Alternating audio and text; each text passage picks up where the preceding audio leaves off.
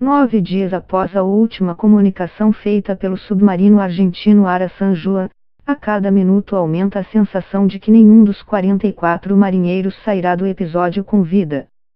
Encontrá-los vivos já será mais do que um milagre, por causa da reserva de oxigênio, limitada, do submarino, disse a Notícias Brasil o engenheiro naval Martim Delia, professor da Universidade Tecnológica Nacional, UTN, de Buenos Aires e de Mar del Plata.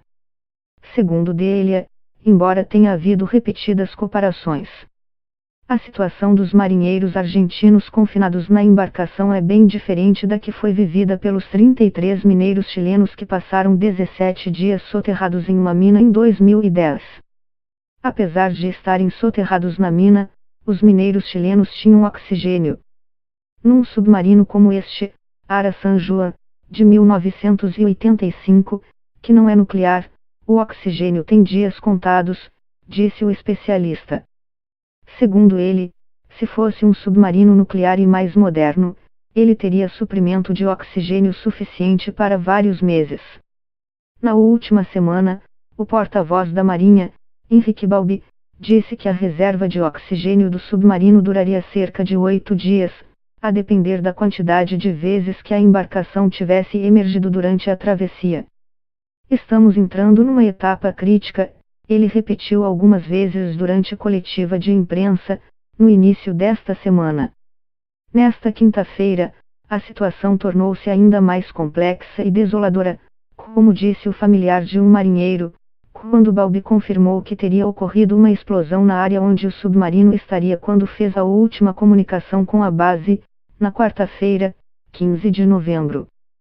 A comunicação foi feita às 7h30 da manhã e, 3 horas mais tarde, na mesma região onde estava o submarino, foi registrado um evento anômalo singular, curto, violento, não nuclear, consistente como uma explosão, segundo informação dos Estados Unidos ratificada pela Organização do Tratado de Proibição Completa dos Ensaios Nucleares, TUTU, na Áustria.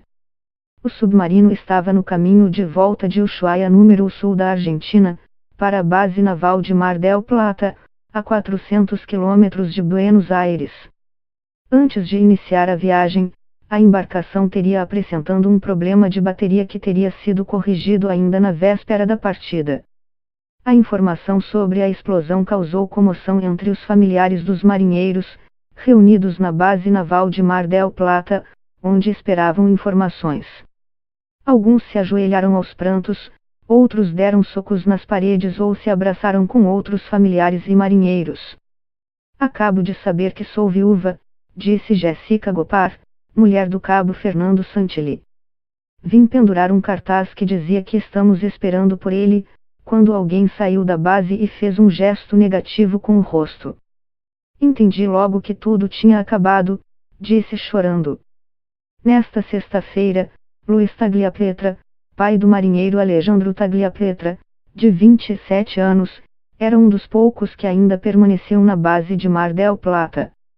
Durante todos estes dias falei com o chefe do meu filho, que amavelmente me atendia em seu celular pessoal e me falava da situação. Ontem, quinta-feira, ele me ligou para falar da explosão. Perguntei se estavam todos mortos, e ele disse que sim, afirmou nesta sexta-feira às TVS locais, com voz embargada. Na entrevista coletiva desta sexta-feira, o porta-voz da Marinha foi mais de uma vez perguntado se os tripulantes ainda poderiam ser encontrados vivos. Ele preferiu ter cautela na resposta e disse que a busca do submarino e apoio aos familiares dos marinheiros são prioridade neste momento. A operação resgate do submarino Ara San Juan já envolve 13 países e equipes do Canadá e da Rússia também devem chegar nas próximas horas ao país. Nos últimos dias, aviões, barcos e robôs fazem parte das buscas do submarino que foi fabricado na Alemanha. A maior tecnologia naval do mundo está reunida nesta operação de busca, disse o coronel argentino da reserva Rubem Palomeque, da coordenação de resgate do Ara San Juan. No entanto, até a tarde desta sexta-feira, apesar da modernidade dos equipamentos, não havia notícia do paradeiro da embarcação dos anos 1980. O Ara San Juan, segundo a Marinha Argentina, realizava uma patrulha de rotina nos mares do país contra barcos ilegais. O engenheiro Martin de Elia disse que submarinos são uma arma de guerra e construídos para não serem encontrados. A profundidade do local onde poderia estar a embarcação também pode complicar o resgate, segundo ele. Quando perguntado por que tantos países, com suas tecnologias de última geração, não podiam encontrar o submarino, ele respondeu: "Estamos vendo a magnitude do que é um submarino, ou seja, de como é difícil encontrá-lo."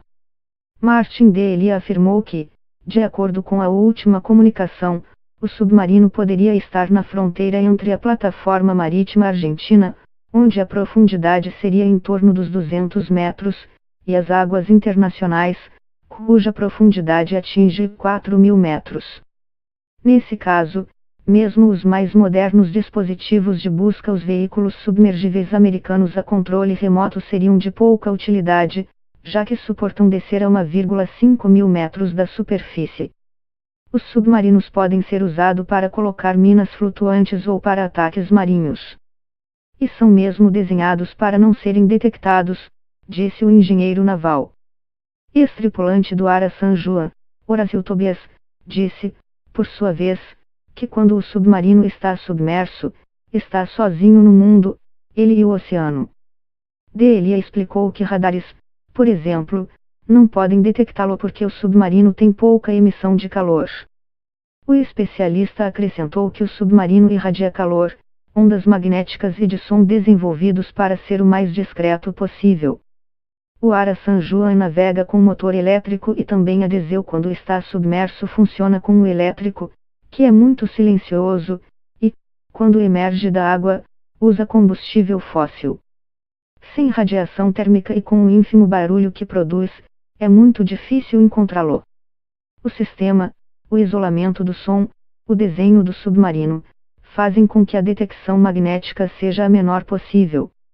Outros barcos que usam sensores não o detectam e, quando o detectam, percebem-no quase como uma boia, afirmou.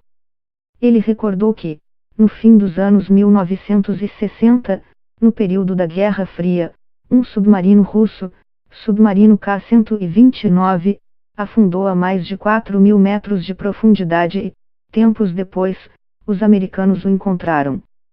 A embarcação foi localizada graças ao mesmo sistema de hidrofones que identificou a explosão espalhados pelo oceano, que foram criados por prevenção bélica e registram permanentemente os ruídos no fundo do mar. O caso do submarino desaparecido gerou uma série de questionamentos entre os familiares dos marinheiros e em setores políticos do país sobre se algum dia se saberá exatamente o que aconteceu com a embarcação. O perito naval e vice-presidente da Liga Naval Argentina, Fernando Morales, disse que um submarino militar não é como os aviões e não leva caixa preta, por questões de segurança. Seria um perigo, caso ele caísse em mãos inimigas, afirmou. O desaparecimento do Ara San Juan provocou ainda dúvidas sobre o procedimento da Marinha Argentina. O porta-voz Balbi disse que foram respeitados protocolos internacionais, esperadas as 36 horas determinadas para o início das buscas e o pedido de ajuda internacional.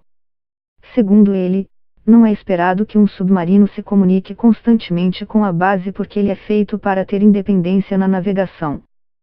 Surgiram ainda questionamentos sobre as condições do submarino, que tinha passado por revisão 4 anos atrás, segundo informação oficial.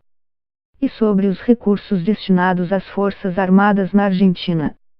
As Forças Armadas vivem com falta de investimentos desde o início dos anos 1990.